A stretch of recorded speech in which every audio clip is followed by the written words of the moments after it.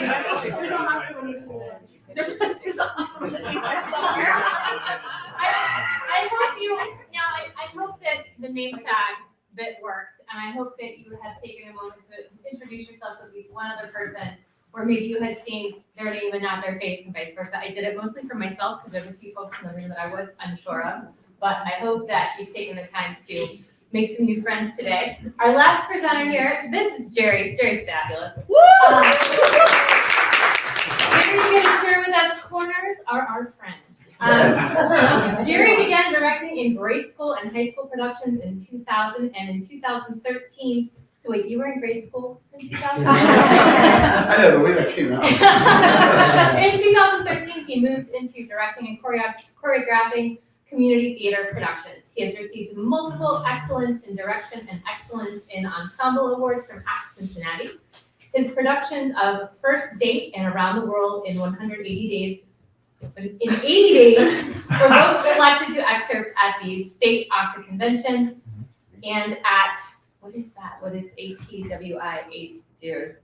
Around the world. Sorry. I'm sorry. And was selected to go on to the ACT Regional Conference in Kokomo, Indiana. He was the 2020 recipient of the ACT Cincinnati Roger Grooms Award, recognizing excellence in teaching and directing. We look forward to teaching and directing. All right, so the first thing two things I want to mention about Tori's presentation. For many of you, that may have been the first time you've been exposed to an intimacy coordinator and what they do.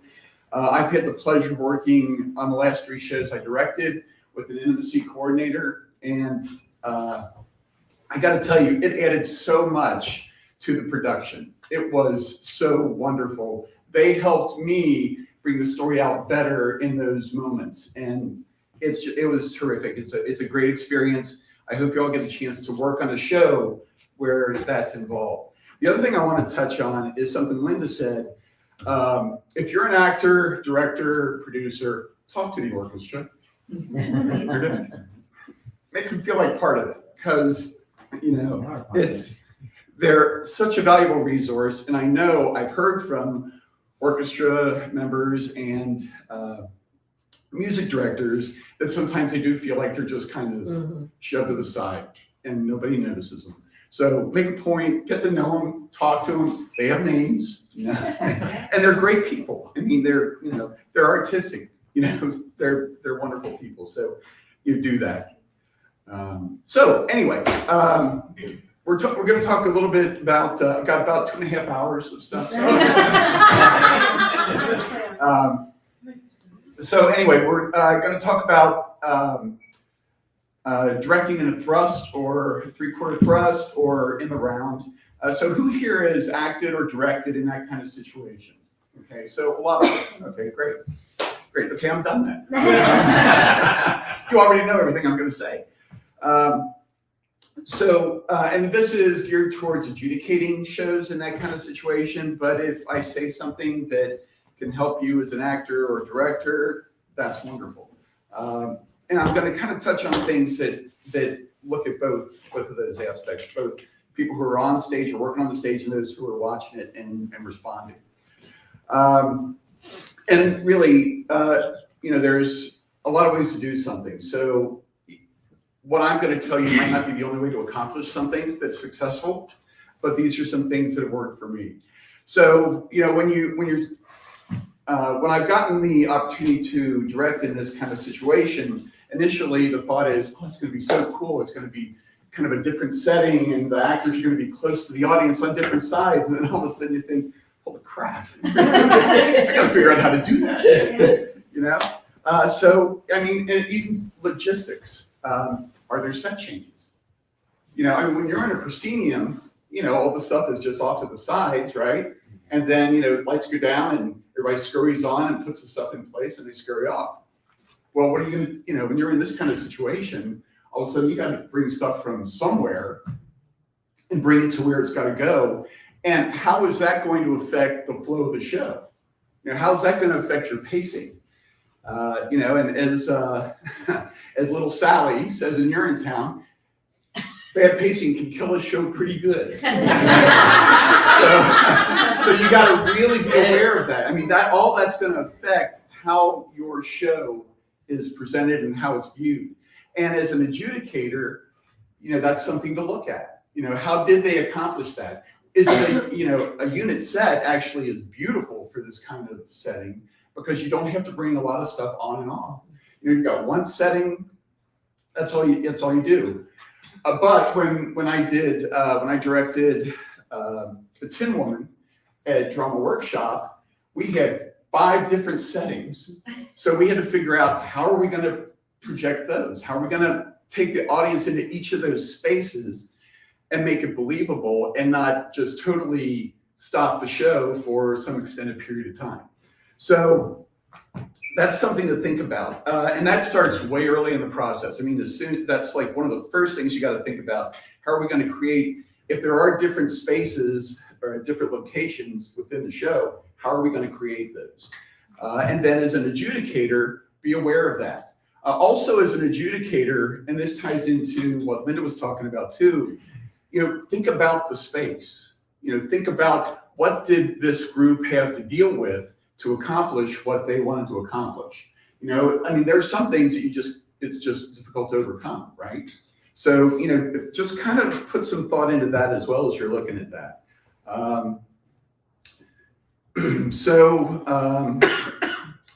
One of the things, and the other thing about directing this kind of a situation or presenting a show in this kind of a situation is that it changes a lot about your blocking, right? I mean, in a proscenium, what's the cardinal rule in, when you're in a proscenium, on a proscenium stage? Yeah. No. Yeah. Everybody's, don't do this, right? And that's why my subtitle for this is corners are your friends, and diagonals are your friends, because you have to present things a bit differently than you do when you're in a proscenium situation. For example, in this kind of situation, you could direct everything up here, right? But that gets pretty static, and the audience loses interest pretty quickly. All right. Something to think about is because you've got people on all different sides, there's always going to be an actor with their back to a portion of the audience, almost always. But what that also does is make it a bit more realistic. In life, we don't always, we're not always facing out to whoever we're talking to, right? So I feel like it makes it a little more realistic, but you have to take into consideration the fact that you are having your back to a certain portion of the audience at times. So think about, how does the director find ways to keep the actor engaged with the entire audience? And you have to look for ways to change positions. I was talking with Tom Peters about this, and he related that he had a professor who had a time on it. That an actor had to change positions every 10 seconds. Now I don't get that rigid about it, but when you think about it, if I'm speaking to someone here, it's very natural at some point in the conversation to kind of look over here and gesture, and you just change your position a little bit so that this part of the audience isn't always looking at my back. You can change position. It goes into the blocking, almost think of it as a rotational kind of a thing, where you have to open yourself up at different times to different parts of the audience. The other thing is, think about, and when you're thinking about the space, also think about how the seating is aligned. For one thing, now this place and Drama Workshop are the 2 places I know best that have a thrust situation. And Greg, you can correct me here if I'm wrong, but at Drama Workshop, the seating doesn't go all the way to the corner. It kind of starts like around in here, and it's a much deeper stage. So that's going to affect how the audience is going to be able to see somebody from different places. For example, if I have a character stand here, then this entire, that entire section gets my backside. But if they stand here at this corner, I'm opened up to almost the entire audience. Now, you would probably not position someone very often in this position on a proscenium stage, right?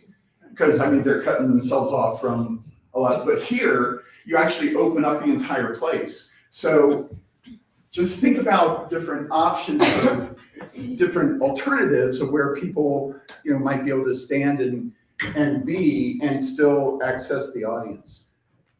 The other thing to think about as you're adjudicating is the blocking may have been set up for a full audience, people on all three sides, but just as happened today, we're not a full house. Where did everybody sit?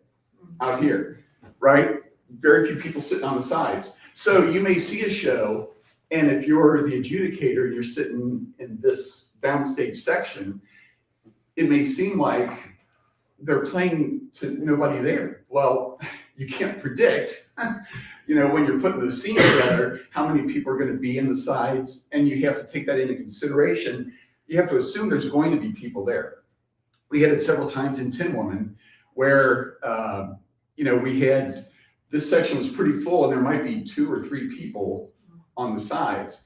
Now, they got a great view of the actors during certain sections, and I'm sure there were people in the audience who were thinking, why are they not looking at me? You know, why are they not facing me? Well, you know, you can't change the blocking just because those sections are empty. So think about that too. You know, you have to, you know, there are accommodations that are made when you're in this kind of situation. Let's see. So also, I mentioned play things on an angle. You know, it's very, you don't want to, in general, on stage, nobody likes straight lines. You know, it's you try to stay away from those.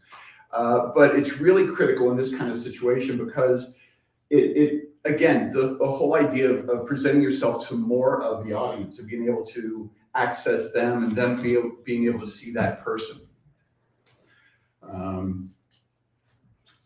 Does anybody have any questions or any comments or? Yes, sir. I have a question. Yes, sir. And I don't know if this is open for you or everyone, but as a judge, I'm gonna say that word. I know sometimes theaters like to place us judges in the best seat in the house, but if it's open seating, where's a good spot for us to sit? Can we sit in awkward places? Is that beneficial or? Yeah, I would. If not awkward places. Yeah, if it's open seating, you might want to choose something that, and again, depending on how full the house is, you might think about changing position, you know, changing seats, you know, for the second act. You know, watch one act from one side, watch another act from a different position. You know, in this kind of situation, because it's going to give you a different view of, you know, what the director is trying to achieve as far as the blocking and the presentation to all sides of the audience. So it's not a bad idea. Now, will that happen every time? You know, probably not, because, you know, you might have a full house and, you know, there's no way to change. But that's not a bad idea to do at all. Yeah.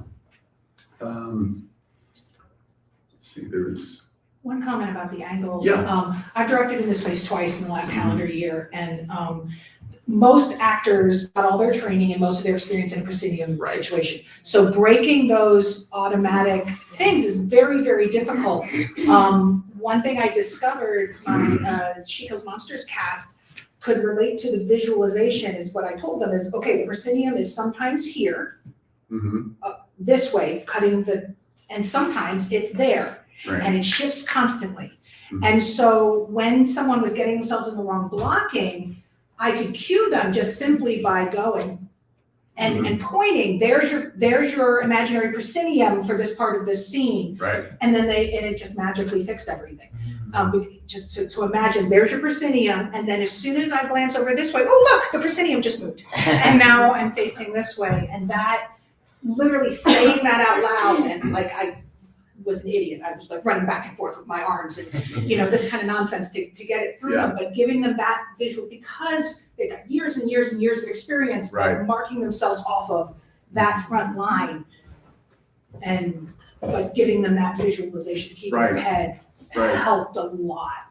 And that's part of what you deal with during the rehearsal process, like you said. I mean, it is kind of getting your cast to understand that, you know, and constantly being that reminder that, you know, look, guys, you know, everybody isn't out there. There are going to be people, and it's really great that, you know, here you can rehearse that way. You know, I mean, you can rehearse here in the space and drama workshops, same thing. You can rehearse in the space, so it's obvious that, you know, there are going to be people on those sides. So, but yeah, the job of the director really is to kind of remind them of that constantly and say, and, you know, so you might have to review blocking a little bit more than you would in a typical situation, just because it's a new orientation for the actors of where their focus is going to be. Right. You know, and you have to, tying into that a little bit, you also have to, you know, decide where are my most powerful moments that I want to make sure, you know, the focus really is for everybody in the audience. How do I present that? You know, there are certain parts in every show where it's important for whoever that particular character is to be the absolute focus of what's happening. And so you've got to figure out, where is that? Is it this downstage corner, or, you know, where they're facing, again, upstage, but still visible to the entire audience? Is it back here? Is it dead center? So those are decisions that have to be made. And you as the adjudicator, it's fair for you to kind of look at that and decide, you know, did that moment work? You know, was that something that really played? You know, or maybe could it have been, you know, could there have been something maybe a little bit different that might have been tried? You know? So, but again, as Linda touched on before, you know, also be positive about that. You know, take a positive approach to it. You're not just to say, well, that sucked, you know, but actually, you know, and taking all the stuff that I mentioned before into consideration. You know, how is the facility set up? You know, what might the challenges have been? Now, it's not your job as adjudicators to analyze every bit of that, you know, but still, there are some things you can, you know, that can be considered. Think, well, you know, maybe they were dealing with this or whatever, and take that into consideration as you're writing your critiques. And again, just be positive about it. You know, offer positive solutions. You know, the old sandwich. You know, positive, something that could be improved, and a positive. You know, if you can kind of structure it that way, it comes across a lot better to the person who's reading that and taking that feedback than just, you know, well, this didn't work and this was bad and this didn't work and that kind of thing. So.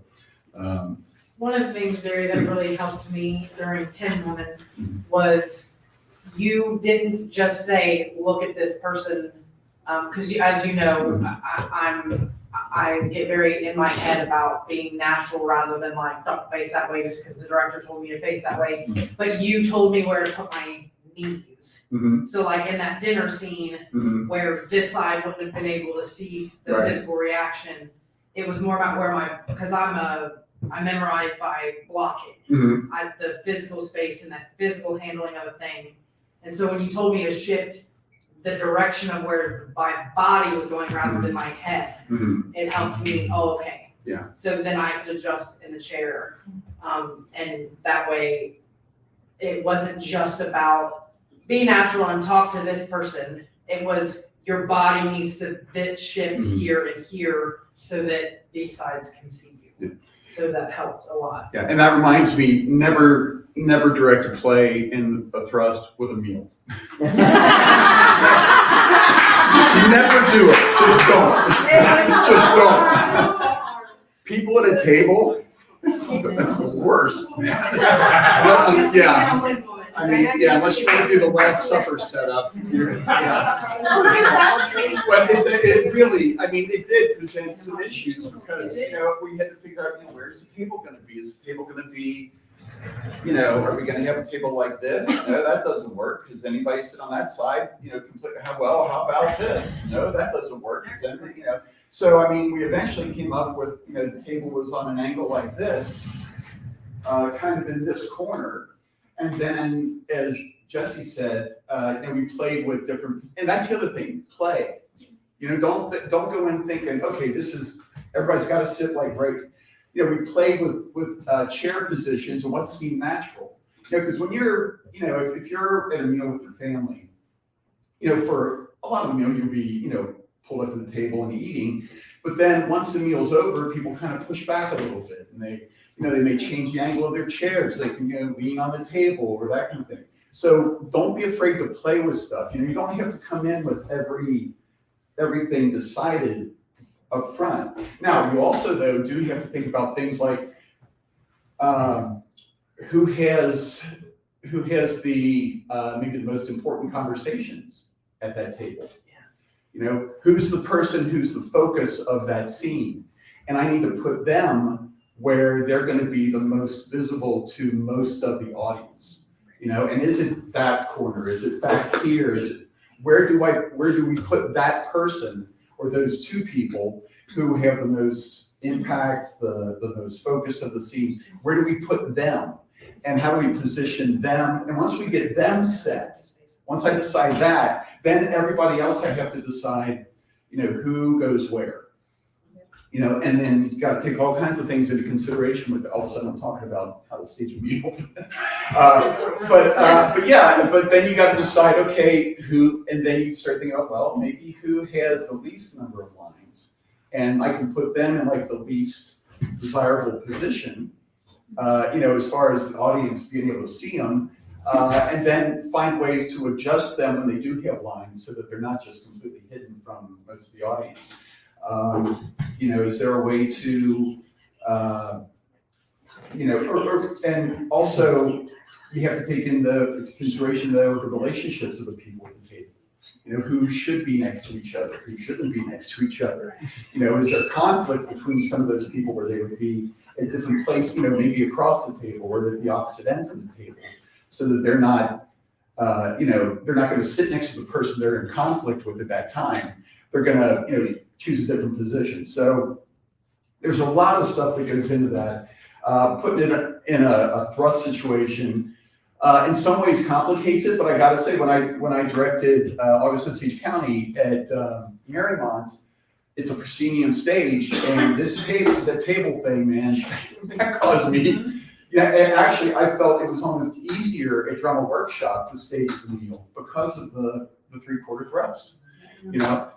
Because it wasn't, if you're in a proscenium and the table's at an angle like that, these people are always got their back to the audience, right? So there's no way around that. But here, you put it in the corner, and all of a sudden it opens them up to almost everybody, and maybe a few people in the corners, who are going to be looking at their back for some of the time. Then again, play with position. We had Christy Bishop was sitting. In this particular show, he was sitting at this end of the table, and the nice thing about the way the show was written is you see him sit down at the meal, and then the lights go down, and it comes back up, and the meal's over. So there wasn't a long time of them sitting and eating. So as soon as the lights went down, he could push back from the table, and instead of having his back to those folks, he could push back, and he could be here and still be seen by just about everybody in the place. So those are things that you just need to be aware of. And again, it goes back to my statement that at first you're like, oh, this is going to be cool. And then you're like, oh, what am I going to do with this? So after you get over the panic attack, you can start to think through things. And it's just a series of making decisions as you go through the process. Again, there's no way I could have shown up the first day and have everything completely worked out. I had an idea of where I wanted people, I thought, but where exactly, which way are they gonna, their orientation to the other actors, and that kind of thing. That's all stuff you kind of discover through the process. And don't be afraid to, if something's not working, to chuck it and start over and just start from scratch with something. Hopefully it doesn't happen too often, but give yourself some freedom to do that. And also rely on your actors, and watch how they're interacting. And, some of that can develop organically too. They just adjust on their own and you think, oh, gee, that works better than anything I ever could have thought of, A good idea doesn't care who has it, right? They just show up. So don't be afraid to use that, and to, you can rely on your actors and how they're interacting to solve some of those problems. So it all comes down to trust between you and the cast. So anyway, does anybody have any other questions or comments or Could anything? you touch really briefly on any challenge you may have had between yourself and the lighting designer in that space with the different setups that you had in Frost? That's a great point, because then you get into facilities, and part of that issue is facilities and limitations for lighting instruments and things of that nature. And that's something that as an adjudicator, you're not gonna know. But that it can be very difficult, because, you've got to have, and a lot of it also comes down to how's the play structured. Does it have a lot of different locations, or is it just, a unit set that the lights are gonna go up and they're gonna come down? But in Tin Woman, we had a lot of different locations. And Eric Thomas, I thought, did a great job of finding ways to isolate those specific areas so that they were identified as being unique from other places in on the stage. And you knew where the action was. You knew where, and that's part of it. Is your lighting designer has to work with you to figure out how do we establish where this is. If it's someplace that has specific furniture, that's pretty easy. But if it's someplace that's just kind of out in, it's like for example, in this setting, this is obviously an apartment, but if you had a scene where all of a sudden they meet on the street, where you can't clear all this, you're going to establish that probably in a pool of some kind. So how do we make sure that plays to the audience, that they're not in the apartment? How do we light that to isolate that particular thing and make sure it's not seen as part of what was happening before? Is that? For sure. Yeah. So it definitely takes coordination between you and the lighting designer.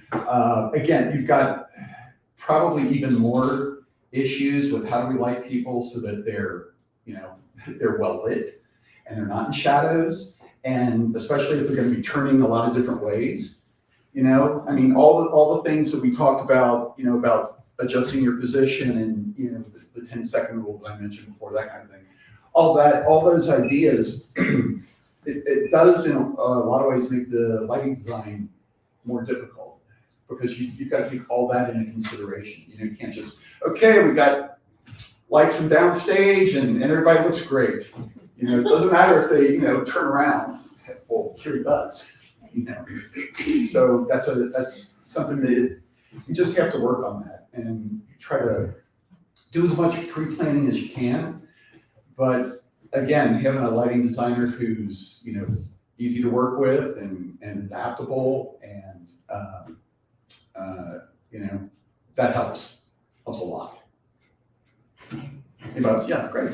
Yeah, for me, 20 years around jet engines leaves me with less than ideal hearing. And when you get thrust and you've got an actor that is holding a conversation at conversation level, especially if they're a distance from you, and then they turn away, and you go, and it's not just because of my hearing loss, it's the fact that you're that far away, and now you're speaking this way, and you have an audience back over here that has a difficult time hearing that, because they're not being loud enough to be heard by people that are 50 feet away behind them. Right. And I see that on occasion too, where they just don't project enough for the room. Right. Even though they're in the middle of everybody. Right. Well, and that goes to facility, goes to size of the place. here, if I'm facing up stage and I'm talking, you can probably still hear me. But Absolutely. at drama workshop, much bigger space, huge ceiling, right? So you've got to be conscious of that. And as a director, I see it as my job when we got to running, scenes and acts and the whole show. I moved all over the theater, sat everywhere through all different times of the show to try to get a feel for that, And I gave feedback about volume. And, I'm sorry, guys, we can't hear you from over here. You got to speak up, be conscious. So my feeling is that probably the actor just needs to maintain a fairly decent volume throughout. If you're talking to this, to where most of the audience, the largest portion of the audience is, and then you turn this way and you pick up, that seems pretty funny. So I think it's just a matter of maintaining a good volume throughout, and not, and just being aware that you are filling a different kind of a space than if you're in a proscenium setting. Over there. Oh, yes. One of the things that I really like about directing in the round and in this space in particular is that reactions become so much more important. Yes. Which means that, and again, it goes against the actor's instincts, because the actors have been trained, when you're not the one talking, stand still so that you don't steal focus. And you have to get them to do the opposite, really, because if you and I are on stage together in this space and we're having a conversation, your reactions are extraordinarily important to the people behind me who can't see me, Right. to communicate what's happening. These people are getting the full benefit of my glory and wonder in delivering these lines, but these people need you to project how amazing my acting is. Yeah. So, but that goes against everybody's instincts. Right. Which is usually to stay still and stay small and don't do things. It's Right. that actor's responsibility to tell the story To tell the story to all these Here. people, the Right. person who's not talking. Exactly. If I'm in this position in a proscenium stage, and the actor or the actors who are the focus of the scene are over here, like down center, that's where everybody's attention's going, right? Right. But right now, if that scene in this setting, if that's where the focus is, this person right He's here looking at you. is watching me, because they're right here. And that's one of the things I love about this setting, is that your actors are so close to the audience. And if you've got an emotional scene of some kind, it's even more impactful. It really can touch people's hearts.